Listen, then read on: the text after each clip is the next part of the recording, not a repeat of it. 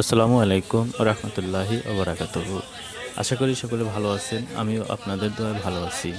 আজকে আমি রয়েছি বরিশাল নদীবন্দর বা বরিশাল লঞ্চ ঘাটে। এখানে এক ভদ্রলোক মাছ ধরতেছে। জালে জাল আর কি নদীতে ফেলেছিল, কিছু মাছ পেয়েছে। আর এই জালটির নাম হচ্ছে ঝাঁকি জাল। তো আমি ভিডিও করার জন্য লঞ্চ ঘাটে আসি। ভদ্রলোককে মাছ ধরতে দেখে আমি তার ছবিটা উঠিয়ে নিলাম। এখানে ছোট ছোট অনেক ধরনের লঞ্চ রয়েছে। এই লঞ্চগুলো বিশেষ করে ভোলা লাইনের যায় এবং ছোট ছোট জায়গায় গিয়ে থাকে মূলতভাবে। এখন বর্তমান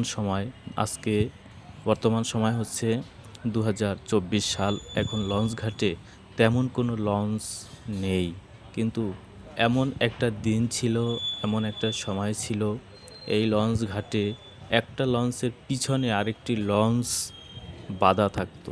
অনেক লঞ্চ ছিল।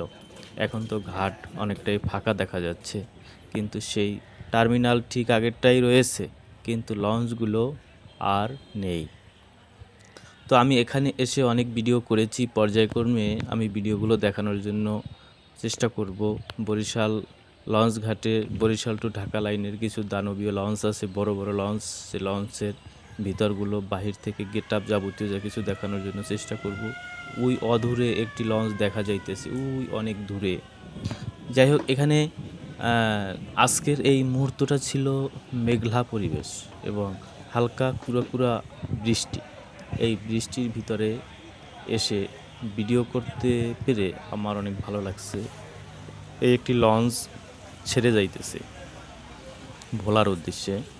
আর এখানে খেয়াঘাটের মতো এমন একটা পরিস্থিতি, এপার ওপার স্প্রিং বোট আছে। স্প্রিং বোট যাওয়া আসা করে, ভিডিওর ভিতরে আপনারা মাঝে মধ্যে দেখতে পারবেন স্প্রিং বোটও রয়েছে। আর এখানে এই ছোটো ছোটো লঞ্চগুলো যথেষ্ট ক্ষমতাশালী, স্পিরিটও ভালো, আর ভিতরের সিট চেয়ারগুলো ভালো।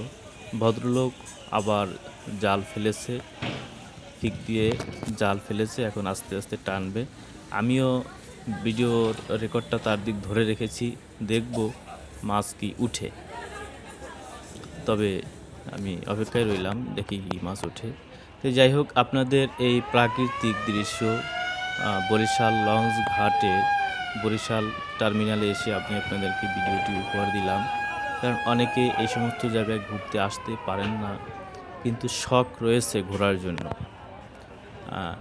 হয়তো অনেকে ইউটিউবে, ফেসবুকে সার্চ দিয়ে দেখার জন্য চেষ্টা করেন। তো আমার ভিডিওটি যদি আপনার কাছে ভালো লাগে, অবশ্যই আমার চ্যানেলটি সাবস্ক্রাইব করে পাশে থাকবেন। যদি আমার চ্যানেলটি ভালো লাগে, ভিডিওটি ভালো লাগে, আর যদি ভিডিওটি ভালো না লাগে, তাহলে অবশ্যই কমেন্ট করে জানিয়ে দেবেন, ভুলটি ধরিয়ে দিবেন। আমি ভুল সংশোধন করে শুধরে নেব। তো ভদ্রলোক জাল টানতে টানতে জালটি উঠিয়ে ফেললো। জালের ভিতর কাদা ধরলো, কাদাগুলো পানি দিয়ে ধুইতেছে। ধোয়ার পরে উপরের দিকে উঠাবে। আমিও দেখার জন্য চেষ্টা করব, আমি আপনাদেরকেও দেখাবো। আমি এখান থেকে দেখলাম একটি মাছ পাইনি। তারপর আমি ধারে কাছে যাওয়ার জন্য চেষ্টা করলাম এবং কাছে গেলাম। যাওয়ার পরে দেখতেছি যে না, সে এইবারের মতো একটি মাছও তিনি পাননি। তবে চেষ্টা তো করতেই হবে। জাল আছে, মাছ ধরেছে, ধরার জন্য চেষ্টা করতে হবে।